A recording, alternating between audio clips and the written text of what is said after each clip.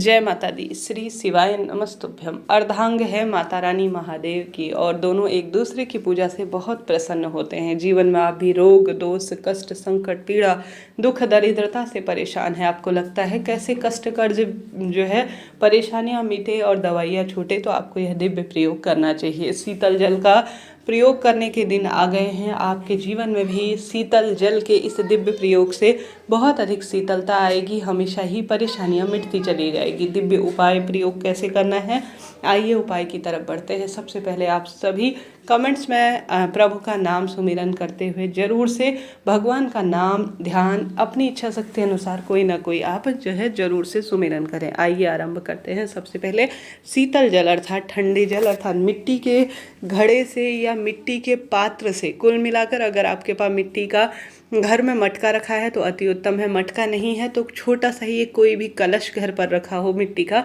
तो उसका प्रयोग करें, बहुत शुद्ध और श्रेष्ठ माना जाता है। साथ के साथ आप सभी के घर पर अगर अभी तक आपने मिट्टी का कलश या मिट्टी का कोई बर्तन नहीं है तो दीपक तो जरूर होगा, वह भी मिट्टी का ही माना जाता है। तो बड़ा सा कोई दीपक है तो उसे साफ कर लीजिए, उसमें थोड़ी देर 10-15-20 मिनट के लिए आप पानी भर कर रखें।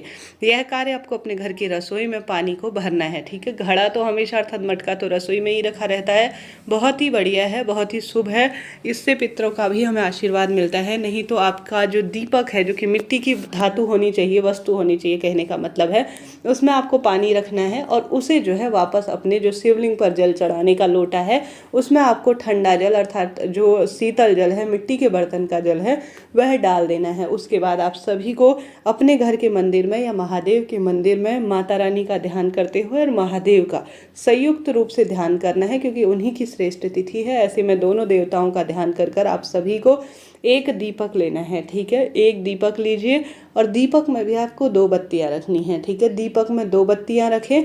दोनों बत्तियां आप गोल भी रख सकते हैं, कोई दिक्कत की बात नहीं, तो एक लंबी और एक गोल भी रख सकते हैं, परंतु एक ही दीपक में 2 बत्ती और घी अच्छी तरह से भरना है। 2 चावल के दाने लीजिए और साथ ही 2 बेलपत्र और चंदन की आवश्यकता पड़ेगी और ठंडा जल, बस यह पर्याप्त है। 2 चावल के दाने और चंदन और साथ में जो ठंडा जल का लोटा है। निरंतर शिव शक्ति की जय या आपकी इच्छा अनुसार माता रानी का कोई सुमिरन करें या आप महादेव के नाम मंत्र का जाप करें अपने घर के मंदिर में। सबसे पहले आप सभी को शिवलिंग पर जो आपने मिट्टी के बर्तन में रखा हुआ जल है उसे आप सभी को शिवलिंग पर अपना नाम गोत्र बोलकर और अपने घर में रोग मुक्ति हो, सुख समृद्धि का वास हो, यह प्रार्थना करते हुए अच्छी तरह से शिवलिंग पर मिट्टी का जल अर्थात मिट्टी के बर्तन का ठंडा जल शिवलिंग पर चढ़ा देना है। महादेव हमेशा जल को पाकर ही प्रसन्न होते हैं, आप जानते होंगे। तो शिवलिंग पर आप मिट्टी का सबसे पहले जल समर्पित करें, खाली जल का लोटा कभी नहीं लाना है, मैं हमेशा आपको बताती हूँ। उसके बाद 2 चावल का दाना और 2 बेलपत्र लेकर गए हैं, तो दोनों बेलपत्र की बीच वाली पत्ती पर अपना नाम गोत्र बोलकर अपनी मनोकामना बोलकर शिव शक्ति का आवाहन कर कर आप सभी को बीच वाली पत्ती पर चंदन लगाना है। उसके ऊपर आप सभी को 1 चावल का दाना सबसे पहले रखना है और सबसे पहले आप सभी हमेशा महादेव से पहले माता रानी का स्मरण किया जाता है, तो सबसे पहले आपको जल भी माता रानी के स्थान पर चढ़ाना है, फिर शिवलिंग पर चढ़ाना है, इस बात का ध्यान रखना है। उसके बाद जो एक आपने बेलपत्र ली है उसमें चंदन की बिंदी लगाई है और 1 चावल का दाना रखा है, उसे आपको सबसे पहले माता गौरा के स्थान पर शिवलिंग पर रख देना है अपनी मनोकामना बोलकर।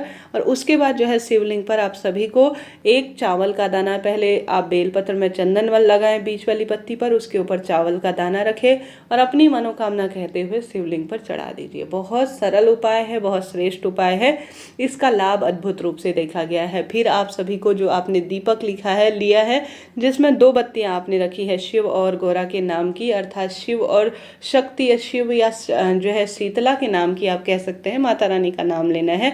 एक दीपक में 2 बत्तियां रखकर महादेव और माता रानी का ध्यान करते हुए आपको आरती कर कर दीपक का मुख पूर्व या उत्तर दिशा की ओर रखते हुए इस दीपक को सुंदर भाव सच्चे मन से प्रज्वलित कर देना है। कहा जाता है, गुरु जी कहते हैं, जो भी इस तरह से शिवलिंग पर ठंडा जल चढ़ाता है, मिट्टी के बर्तन का जो जल चढ़ाता है और उसे थोड़ा प्राप्त कर कर अपने ऊपर ग्रहण करता है, अपने परिवार के सदस्यों के ऊपर ग्रहण करता है और थोड़ा उसे ग्रहण कर कर घर पर छिड़काव करता है, तो उसके परिवार में रोग मुक्ति होती है और चंदन भी शीतलता देता है।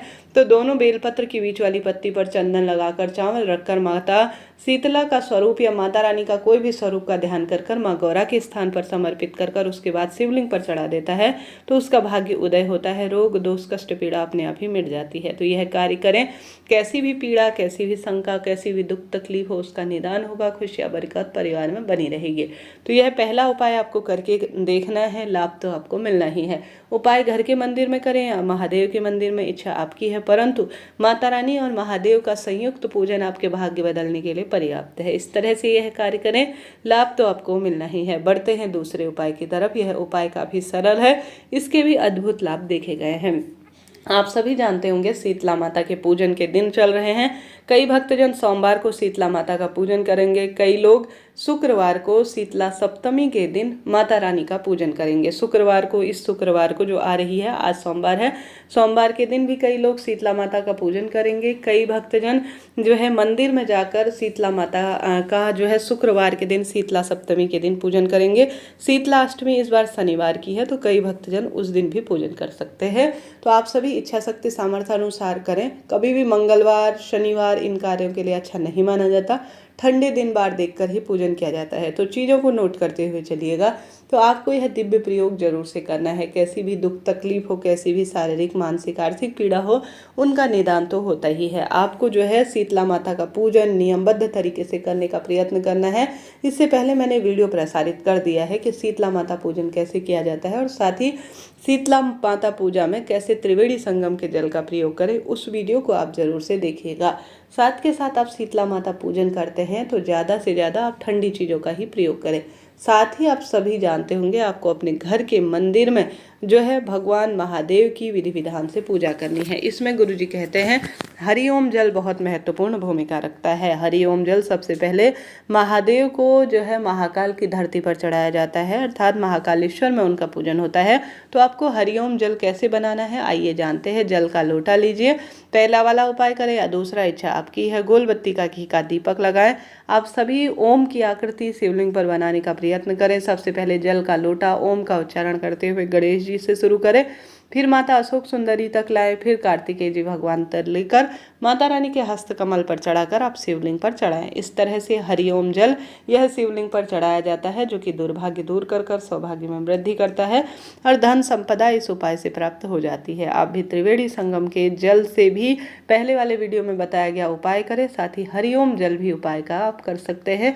हरिओम जल बहुत सुंदर इसे माना जाता है। जो भी व्यक्ति हरिओम जल शिवलिंग पर, इन पंच स्थान जो सबसे उत्तम माने गए हैं, जिसमें गणेश जी, माता रानी, महादेव आ जाते हैं और साथ ही गणेश जी महाराज आ जाते हैं और शिवलिंग भी आ जाते हैं और ओम की आकृति बन जाती है, यह हरिओम जल सबसे उत्तम, दिव्य, पावन, पवित्र माना गया है। जो भी भक्तजन हरिओम जल शिवलिंग पर चढ़ा देता है उनका दुर्भाग्य दूर होता है और कष्ट संकट मिट ही जाता है। तो दोनों दिव्य उपायों को करें। शिव मंदिर में जाकर आप पंचामृत, दूध, दही, घी, शक्कर, शहद चढ़ा सकते हैं। गोल बत्ती का घी का दीपक शिव मंदिर और शिव मंदिर की चौखट और बेलपत्र वृक्ष के नीचे भी लगाने का प्रयत्न करें। यह भी कार्य सफल माना जाता है। नमः शिवाय, ओम या श्री शिवाय नमस्तुभ्यम जैसे महामंत्रों का भी जाप करें।